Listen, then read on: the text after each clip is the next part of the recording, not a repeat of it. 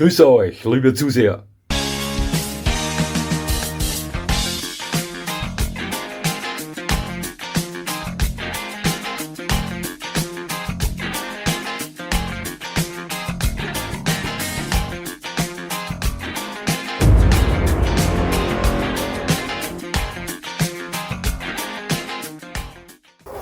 Nochmal herzlich willkommen, liebe Zuseher, hier auf meinem Kanal. Ich freue mich sehr, dass Sie da sind. Ich befinde mich hier bei einem Jägerhochstand im Revier eines Jägers, der momentan verlassen ist. Die Auflagefläche für den Lauf des Jägers ist zwar da, und ich hoffe nicht, dass der Besitzer dieses Hochstandes oder der Nutzer mit seiner Artillerie da gleich wiederkommt und mich vertreibt, weil ich hier auf seinem Platz stehe. Aber hoffen wir das Beste nun zum Video, ja.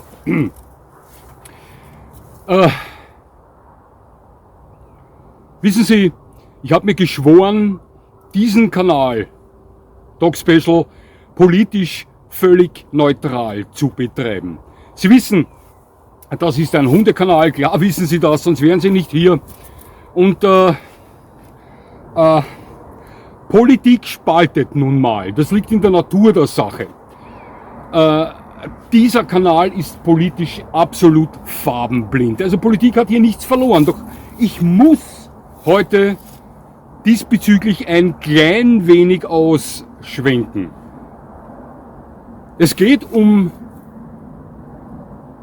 Österreichs zukünftiges Schutzhundesportverbot 2025. Ein Gesetz, welches von unserem Tierschutzminister verabschiedet wurde, nach harten Drängen gewisser politischer Richtungen und deren Anhängern. Ja.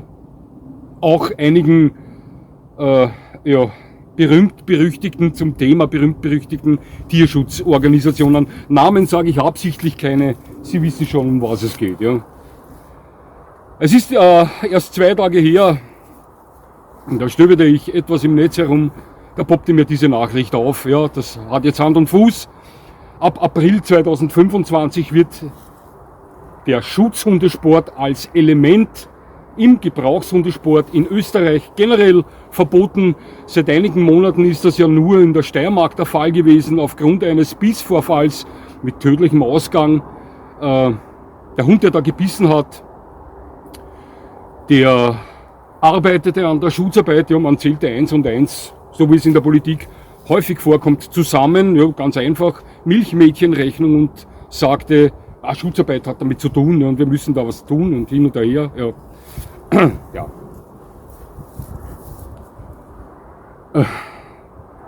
Liebe Zuseher, Sie wissen nicht, wie oft in meinem Leben ich schon mit Leuten in Kontakt gekommen bin, die meinten, Schutzarbeit macht Hunde böse.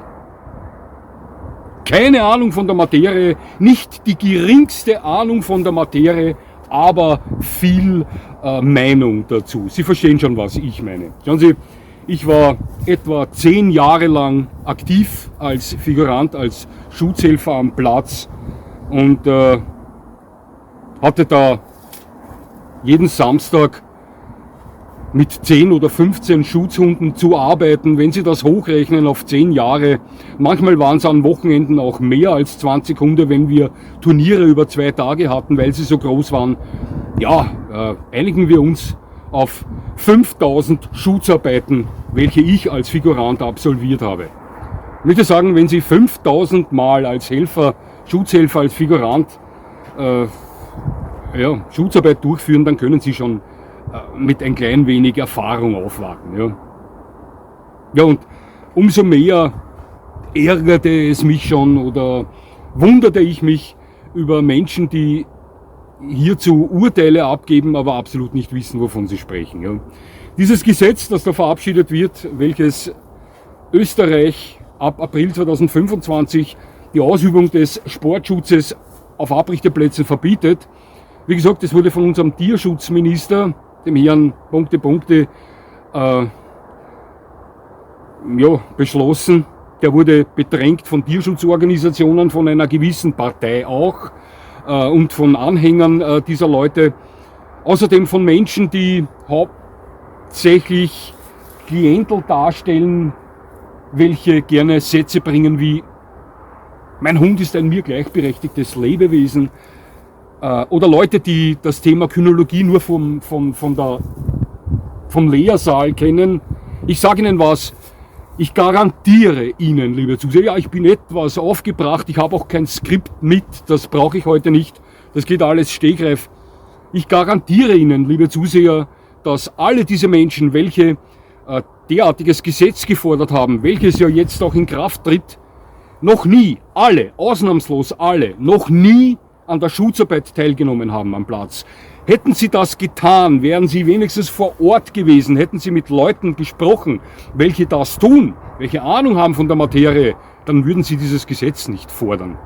Das ist nun mal so. Ja. Passen Sie auf. Zwei meiner Zuseher, zwei meiner Freunde, der Herr Dirk Dreifeld aus Freising und der Herr Werner Stoyer ebenfalls aus Deutschland.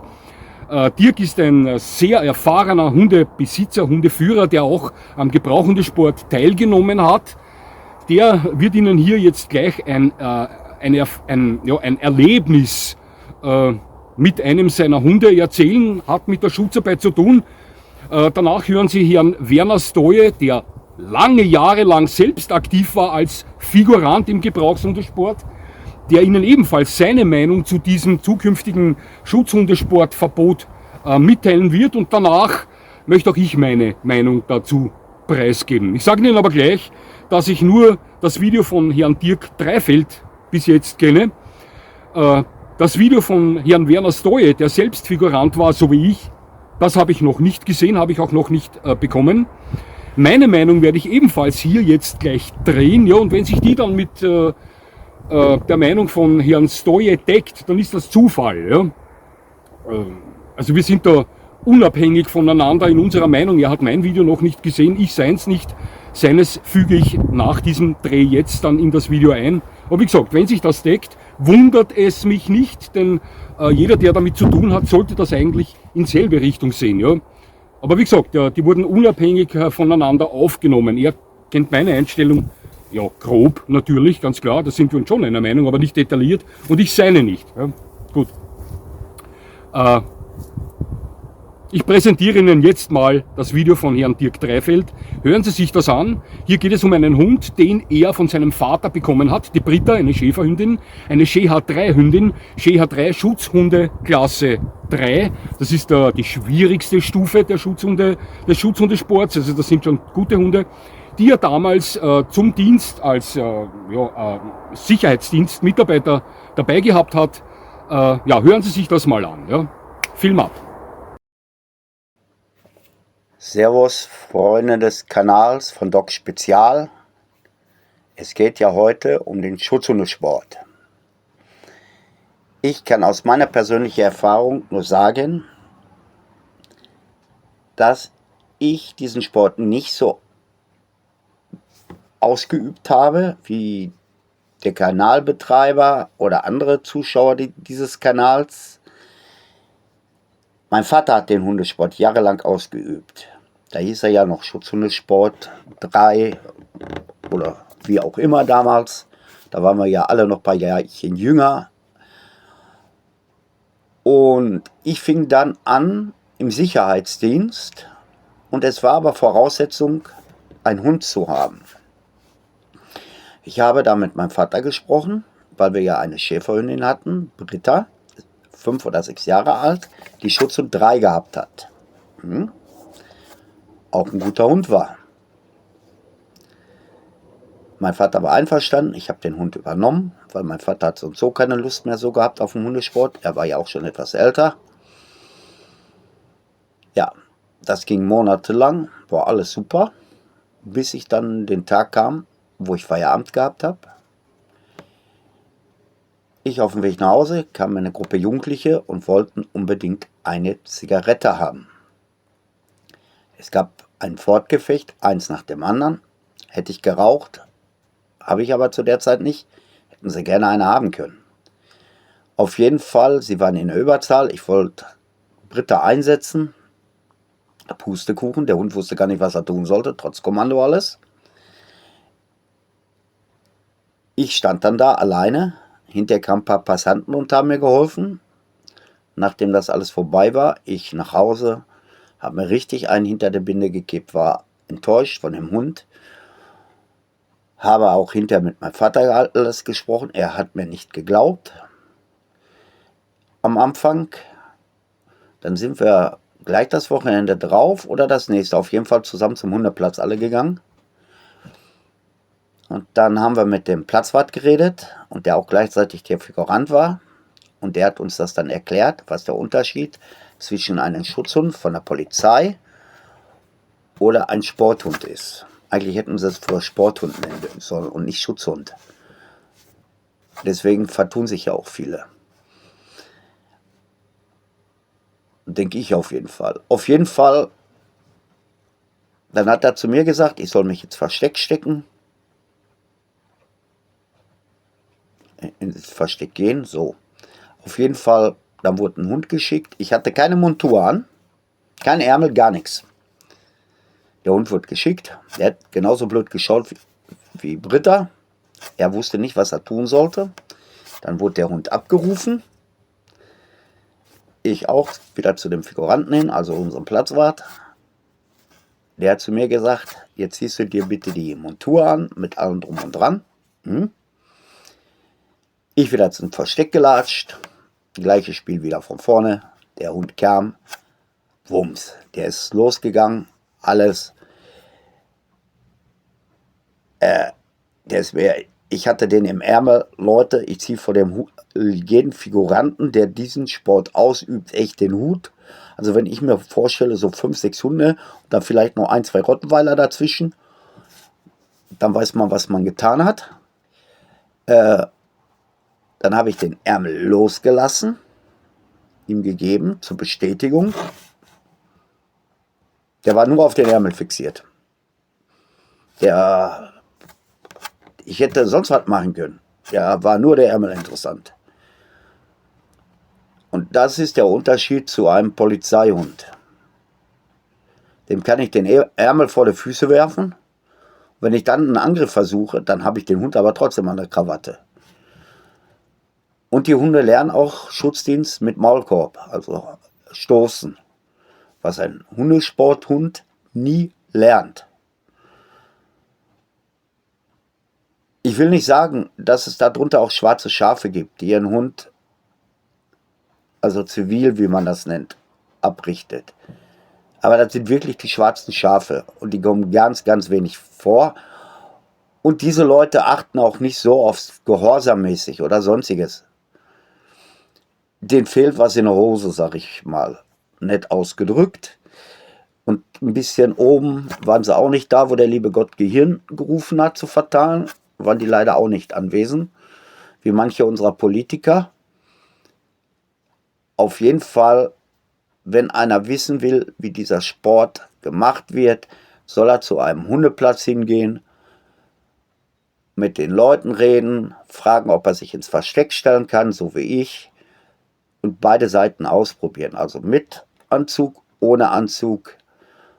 Und dann sieht er, der Hund weiß absolut nicht, was er machen soll, wenn der Mann keine Montur hat. Die Figuranten, die können sogar anschließend richtig kuscheln mit dem Hund. Na? Weil nur der Ärmel interessant ist. Alles andere, nein. Ja, danke Dirk für das Erzählen deiner Geschichte. Das ist ein typisches Beispiel, liebe Zuseher. Ja. Dirk war unterwegs im Sicherheitsdienst mit einer GH3-Hündin, Sport, Schutz am Platz, GH3-Hündin, toller Hund, selbst nicht so viel Ahnung gehabt von der Schutzarbeit am Platz, geht davon aus, er hat einen top ausgebildeten Schutzhund an seiner Seite, lässt sich mehr oder weniger gezwungenermaßen da auf eine Konfrontation mit mehreren Leuten ein, verlässt sich auf seinen Hund und ist verlassen damit. Weil der Hund mit dem scheinbar keinen natürlichen Schutztrieb besaß, ja, und nicht wusste in dem Moment, was er tun soll. Weil die Schutzarbeit am Platz mit dem Ernstfall draußen nichts zu tun hat. Ganz einfach ist das. Er hat ihnen das erklärt, stellte sich ins Versteck hinein, ohne Gewand, ohne Schutzarm. Der fertige Schutzhund wurde ihm nachgeschickt, stand vor ihm, wusste nicht, was er tun sollte. Er hatte nicht das Spielzeug an, die Beute, auf die es sich zu konzentrieren gilt. Er zog sich das Spielzeug für den Hund an, bekleidete sich mit dem Schutzarm, der Hund wusste sofort, um was es geht und begann zu arbeiten. Ja, und ich weiß, Dirk, ich habe am Tag schon auch 20 Hunde figuriert. Ich weiß, was das für Arbeit ist. Ja, das ist Hochleistungssport. Wird Ihnen vielleicht auch Herr Stoyer dann bestätigen. Weiß ich nicht. Ja. Ich habe das Video noch nicht gesehen. Hallo liebe Zuseher von Dog Special. Ich möchte heute meine Meinung äußern zu einer Entscheidung, die in Österreich getroffen wurde. Und zwar die Entscheidung, dass dort der Schutzdienst jetzt verboten werden soll. Das ist eine Entscheidung, die ich in keinster Weise nachvollziehen kann. Zu meiner Person kurz gesagt, ich selber habe 30 Jahre lang intensiv Schutzhundesport betrieben, war 30 Jahre lang Schutzdiensthelfer, habe mit Tausenden von Hunden dort gearbeitet und kann Ihnen eins sagen, keiner dieser Hunde war auch nur im entferntesten irgendeine Gefahr für irgendjemanden außerhalb oder auch innerhalb des Sportplatzes. Denn ich kann Ihnen auch sagen, das habe ich hundertfach, tausendfach selbst gemacht. Nach jedem Schutzdienst konnte ich jeden Hund innerhalb von einer Sekunde streicheln, was auch immer damit machen. Es war überhaupt keine Aggression den Hund mir gegenüber, der gerade noch als Schutzdiensthelfer mit ihm zusammen tätig war. Und es bestand nicht einmal eine Situation, wo der Hund eine Aggression gegen mich als Person in dem Fall gezeigt hatte. Wir müssen noch mal ganz klar und realistisch beleuchten, was passiert eigentlich im Schutzdienst? Was machen wir da? Im Schutzdienst oder der Schutzdienst selber ist eine Art Spielsport, auch für den Hund. Der Hund kommt dort in hohe Trieblagen, die er hat, die sind in ihm veranlagt. Und dort kann er seine Triebe ausleben, und zwar kontrolliert ausleben. Wir können diese Emotionen, die der Hund hat, seine Triebe, kontrollieren. Wir müssen sie dort kontrollieren, sonst schaffen wir keine Prüfung, sonst wird kein gescheiter Schutzdienst entstehen. Und durch dieses Kontrollieren lernt der Hund auch, sich dort zu kontrollieren. Das heißt, diese Hunde sind auch in ganz hohen Stresssituationen, lernen sie zu hören. Lernen sie, dass sie das tun, was wir von ihnen möchten. Und ich kann Ihnen sagen, dass ich, wie gesagt, mit tausenden Hunden Schutzdienst gemacht habe. Mir ist keiner von diesen Hunden bekannt, dass er auf irgendeine Art von irgendeinem Beißunfall verwickelt gewesen wäre. Ich habe selber meine Kinder großgezogen mit Schutzhunden. Ich bin selber als Kind mit Schutzhunden groß geworden.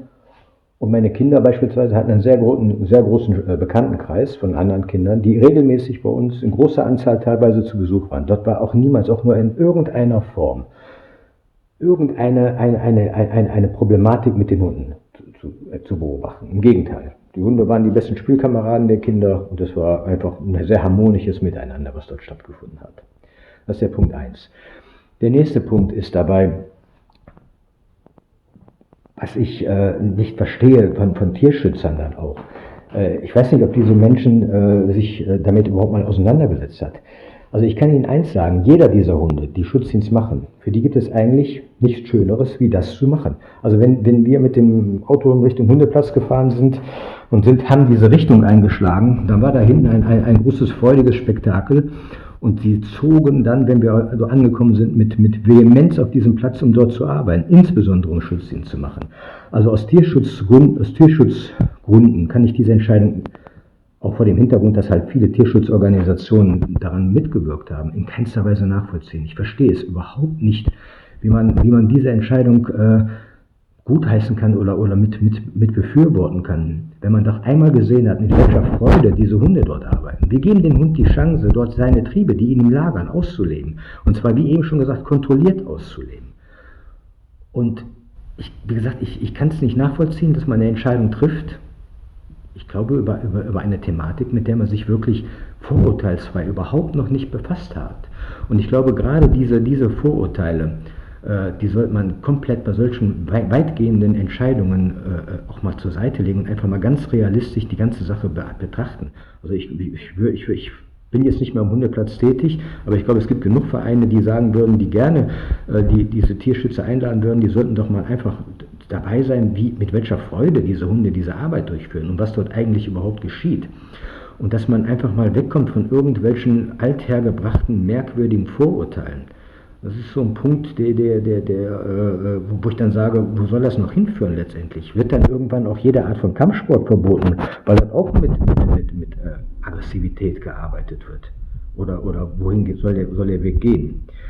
Also wie gesagt, ich selber habe, wie ich eben schon gesagt habe, immer wieder ganz intensiv mit diesen Hunden gearbeitet und ich konnte sie danach sofort streicheln, das war überhaupt kein Thema. Denn was geschieht denn im Schutz? Ich wiederhole mich, es ist eine Art von Sportspiel. Sie können den Schutzdienstarm beispielsweise durch einen Ball ersetzen, Sie können ihn durch einen Stock ersetzen. Die Frage ist, verbiete ich dann irgendwann Ballspielen und Stockspielen? Ist das die weitere Entwicklung, die dort da gehen soll? Oder was ist das Ziel dahinter? Mich würde auch sehr interessieren, ob irgendwo mal irgendeine Statistik besteht, die beweist, dass Hunde, die Schutzdienst machen, an mehr Beißunfällen beteiligt werden als Hunde, die ohne Schutzdienst aufgewachsen sind. Ich bezweifle, dass sowas existiert. Und sollte es existieren, dann wird es mit Sicherheit etwas anderes darstellen, als worauf diese Entscheidung jetzt begründet ist, wenn sie denn begründet ist. Ich habe manchmal den Eindruck, dass dort vielleicht auch einfach eine gewisse Art von Aversion gegen Traditionen herrscht. Also tut mir leid, wenn das der Fall sein sollte, dann ist das nicht die richtige Grundlage, um solch weitreichenden Entscheidungen zu treffen. Wie gesagt, man lernt als Besitzer dort mit den Hunden umzugehen, wenn sie in ganz hohen Emotionen sind, in ganz hohen Trieblagen, sehr positiven Trieblagen für den Hund, muss man dabei sagen. Und wenn man das gelernt hat und der Hund das gelernt hat, dann ist das eigentlich eine bessere Versicherung dafür, dass es auch in Stresssituationen, die im Alltag entstehen können, der Hund immer kontrollierbar durch den Hundebesitzer bleibt. Und so gesehen ist das für mich auch aus sicherheitsrelevanten Gründen nicht nachvollziehbar, dass so eine Entscheidung getroffen wird. Aus Tierschutzgründen habe ich eben genannt, nicht nachvollziehbar, dass diese Entscheidung aus Tierschutzgründen getroffen werden sollte. Denn dort passiert nichts Schlimmes mit den Hunden. Im Gegenteil, die Hunde sind sehr glücklich, den Schutzdienst machen zu dürfen. Das ist für die, ich habe wie gesagt, tausende Hunde da kennengelernt. Und für jeden einzelnen dieser Hunde war es, glaube ich, das Highlight der Woche jedes Mal, wenn sie Schutzdienst machen konnten. Also so gesehen, vor diesem Hintergrund ist es für mich nicht nachvollziehbar, so eine Entscheidung zu treffen. Die Frage ist auch, auf welcher Basis wurde sie getroffen? Wenn ein schrecklicher Unfall geschehen ist, dann ist das sehr, sehr traurig und es sollte nie geschehen. Aber solche Unfälle geschehen auch mit Sicherheit mit Hunden, die keinen Schutzdienst gemacht haben. Und welche Experten waren da auch zugange? Haben diese Experten irgendeine Expertise in Richtung Schutzdienst, dass sie sagen können, ich kann mir da ein fundiertes Urteil darüber erlauben? Oder basieren diese Urteile auf Vorurteile? Das sind Fragen, die ich mir stelle und ich hoffe, mich irgendwann mal eine befriedigende Antwort bekomme. Ja, ich möchte Ihnen meine Meinung jetzt dazu preisgeben. Schauen Sie, alle Leute, die behaupten, und ich habe Folgendes gelesen, ich habe mir das jetzt nochmal durchgelesen, dieses Gesetz, die Begründung dieses neuen Verbots, die hat ja mehrere Komponenten. Eine Komponente davon wäre die gesundheitliche beim Hund. Da wurde davon gesprochen, dass die Schutzarbeit schädlich sei für die Wirbelsäule des Hundes, für den Kiefer des Hundes, etc. etc. Ja, krank. Die zweite Komponente, die mir aufgefallen ist eine tierschutztechnische. Ja? Denn dabei wurde geschrieben, die Hunde werden geschlagen, damit sie beißen. Völliger Blödsinn, völliger Schwachsinn. Woher diese Leute das haben, weiß ich nicht. Aber garantiert nicht von Abrichteplätzen, wo am Sportschutz gearbeitet wird. Ja. Kann ich mir nicht vorstellen. Wenn sie das behaupten, dann sind das pure, ordinäre, ganz einfache Lügner. Ja. Kein Hund wird beim Sportschutz am Platz geschlagen, damit er beißt. Schwachsinn, pure, 100%ige, ausgewachsene Lüge. Die dritte Komponente, die mir aufgefallen ist bei diesem Gesetz, war eine gesellschaftliche, denn da drinnen stand, die Hunde werden zu Beißmaschinen, zu Killermaschinen, zu Menschenmördern ausgebildet bei der Schutzarbeit. Krank. Kranke Geschichte von unwissenden, dummen Menschen, welche hier viel Meinung zu wenig Ahnung haben. Ganz einfach. 5000 Schutzarbeiten in meinem Leben absolviert als Figurant. Ich kann mich an keinen einzigen Hund erinnern, der bei uns am Platz durch die sportlich ausgeführte Schutzarbeit, wo immer auf Basis von Beutetrieb gearbeitet wird und niemals auf Basis von Wehrtrieb, wie bei Spezialeinheiten, Polizei, Militär oder Privatleuten etc., dass ein Hund bei uns durch die Schutzarbeit, durch der durch die Schutzarbeit zum Beißer geworden wäre. Liebe Zuseher, mit 90% aller Hunde, mit welchen wir an der Schutzarbeit gearbeitet haben, habe ich nach der Schutzarbeit meinen Arm fallen gelassen und habe mit den Hunden geschmust. Ich als Person war für den Hund uninteressant. Der Schutzarm, der vor ihm am Boden lag, der war für den Hund interessant. Während er auf dem Schutzarm weitergekaut hat, habe ich mit diesem Hund, der mich kurz zuvor, als ich den Schutzarm begleitet gehabt habe, noch gebissen hat, geschmust, gespielt, egal, mit 90% aller unserer Hunde.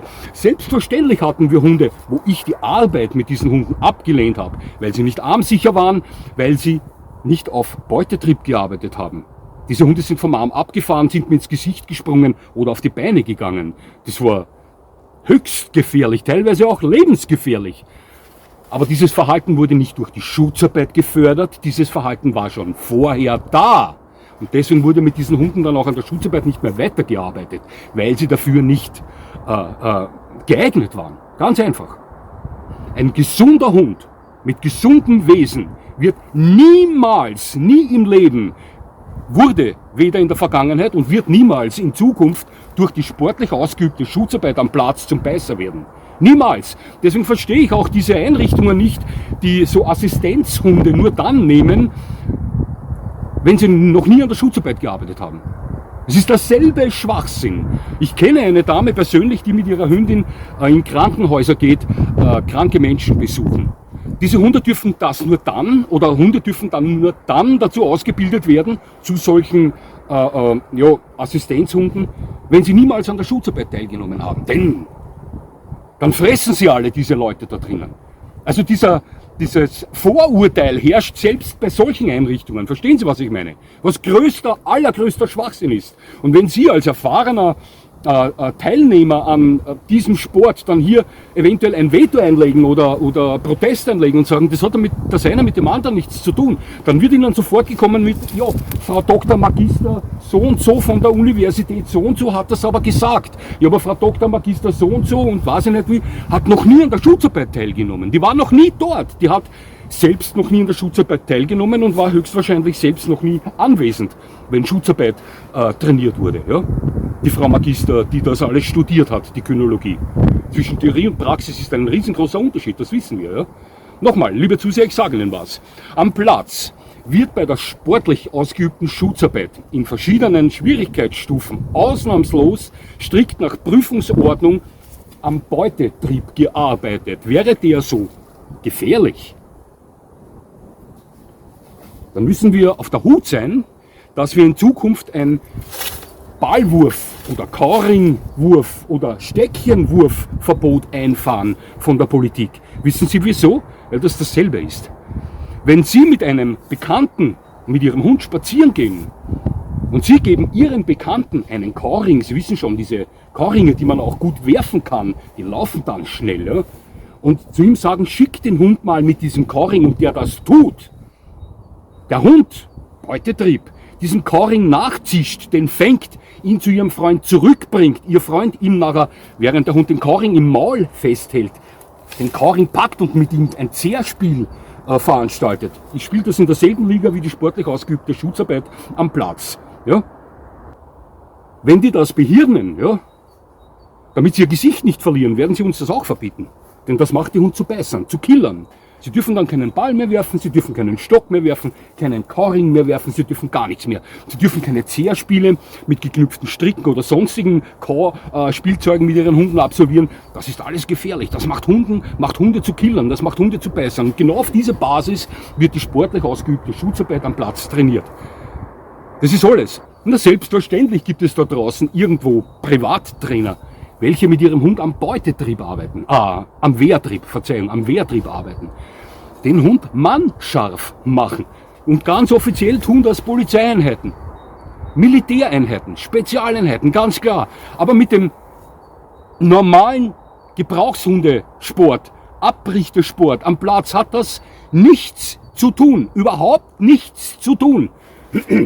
Mit diesem Gesetz, das April 2025 in Kraft tritt, zerstört uns der Tierschutzminister ein riesengroßes, ein fundamentales Element des Gebrauchshundesports in Österreich. Österreich zählt zu den 5 größten und erfolgreichsten Hundesportnationen der Welt und somit war es das dann. Ja. Ich habe schon einige E-Mails bekommen von Ihnen da draußen, teilweise aus Österreich, teilweise aus Deutschland, teilweise aus der Schweiz, die das auch schon gelesen haben und alle schreiben von Fassungslosigkeit diesbezüglich. Leute aus Deutschland fürchten sich schon davor, dass diese kranke Geschichte überschwappt bis in unser Nachbarland. Ja, kann leicht sein. Wenn das bei uns fruchtet, kann es als Vorbildhandlung gelten. Sie wissen, wie das ist heute. Ja, Sie wissen das. Und nochmal, meiner Meinung nach ist es eine gewisse politische Richtung und wie gesagt, ich bin normal ein politisch neutraler Kanal, auf das lege ich sehr viel Wert, aber manchmal geht es nicht anders. Das sind diese Leute, die teilweise bodenständige Kultur als böse bezeichnen, bekämpfen und zerstören, die teilweise Sprache als böse bezeichnen, bekämpfen und zerstören und in diesem Fall auch den Gebrauchshundesport zerstören, weil sie glauben, er ist böse. Ja? Die uns eintrichtern, nur ihr Weg ist der richtige, alles was früher gut war, ist heute schlecht, es gehört alles neu gemacht, wir müssen erwachen. Das war ein Schwenk, Sie wissen, welche Leute ich meine. Und diese Leute sind verantwortlich für so einen Schwachsinn, für so einen Blödsinn. Mein Hund ist ein mir gleichberechtigtes Wesen und so wird er auch erzogen. Ja, bis er deinen Kopf wegbeißt, du Narr. Ich kann es nur nochmal wiederholen. Ich kann nichts dagegen tun, dass dieses Gesetz eingeführt wird. Ja, wir können Petitionen unterschreiben, das ist alles, was wir machen können. Auch der ÖKV und der ÖHU, die 2 größten Verbände Österreichs, haben schon Protest eingelegt, wird ebenfalls nichts helfen. Das taten sie schon mal, doch diese Blockade wurde nun weggeräumt von der Politik, nachdem die Tierschutzorganisationen und eben diese gewisse, lehn mich mal nach links Partei, fest Druck gemacht hat. Und ihre Fans natürlich, alles Leute, die mit dem Schutzhundesport genau überhaupt nichts am Hut haben, wahrscheinlich nicht mal wissen, wie man das schreibt. GH1, GH2, GH3, sowieso irgendetwas ist, was gar nicht existiert. Kann mich so ärgern. Sport. Nichts anderes als Sport. Und als diesen sieht ihn auch der Hund. Völlig andere Liga. Mannschaft machen, auf Wehrtrieb arbeiten oder am Sportschutz arbeiten, am Platz, für Prüfungen, für Turniere, am Beutetrieb arbeiten. Völlig andere Welt, völlig andere Ergebnisse beim Hund. Das ist Fakt. Alles das, was Sie da zu lesen bekommen, von wegen ja, Wirbelsäule, Kiefer, Hunde werden geschlagen, damit sie beißen, Hunde werden zu Killer- und Beißmaschinen. Lauter Depperte. Anders kann ich es nicht sagen, liebe Zuseher. Verzeihen Sie mir meine Aufregung, aber ich reg mich deswegen so auf, weil ich weiß, wir haben verloren. Ja? Und es ist traurig für den Hundesport in Österreich, für den Hundesport generell. Denn hiermit können exzellente österreichische Gebrauchshunde an vielen Turnieren, internationalen Turnieren nicht mehr teilnehmen und dort glänzen. Und das taten sie bis jetzt mit Bravour. Wir haben einige der tollsten Hunde in Österreich. Ja? Ich weiß schon. Auch Deutschland, Schweiz, Frankreich und so weiter. Wir fahren alle eine ähnliche Schiene. Wir sind Hundesportnationen. Ja? Aber für Österreich war es das damit. Ja? Ja, und das regt mich so auf. Und deswegen hier etwas, dieser Ärger. Ja, alles ohne Skript. Und ja, was soll ich tun? Das musste raus. Wie gesagt, das wird nichts nutzen, aber vielleicht sind das einige Leute, die mit einigen Leuten sprechen und das Ganze verbreitet sich ein bisschen, wird auch nichts nutzen. Aber vielleicht kommt das irgendwann mal zu irgendjemandem, der das fördert, dieses Gesetz, und der kann ihm dann verbal vielleicht eine auf den Deckel geben. Boah, das wäre eine Genugtuung für viele von uns, da bin ich mir ganz sicher. Ich würde es tun. Würde jetzt einer neben mir stehen, der sagt, oh, ich stehe hinter diesem Gesetz, weil die Hunde sagen, ja, was los, Stepper, da geh ins Zimmer und spiele mit die Socken und lass mich auch an. Tschüss, Wiedersehen, weil du bist der Trottel. Ja, tut mir leid, aber ich muss mich ärgern. Ja. Jetzt werde ich mit meinem Hund weitergehen, etwas mit ihm schmusen, dann gehe ich nach Hause, gebe meiner Frau einen Kuss und dann ist alles wieder gut. Liebe Zuseher, es hat mich sehr gefreut, dass Sie mir zugesehen haben. Ich würde mich natürlich freuen, wenn Sie mir weiterhin zusehen. Ja, nochmal, Dirk und Werner, herzlichen Dank für eure Statements. Dirk, war eine tolle Geschichte, stellvertretend für das, wie es eigentlich wirklich ist. Ja. GH3-Hund ist noch lange kein guter Schutz und draußen in der Praxis ist so, ja. Und danke Werner für dein Video, obwohl ich jetzt in dem Moment, wo ich drehe, noch gar nicht weiß, wie das ist. Aber ich gehe davon aus, dass es vor Kompetenz nur so strotzt, denn ich weiß, du bist ein überaus kompetenter Hundemann. Ja, aber jetzt würde mich freuen, wenn Sie mir weiterhin zusehen und jetzt wünsche ich Ihnen noch einen schönen Tag und das war's schon wieder.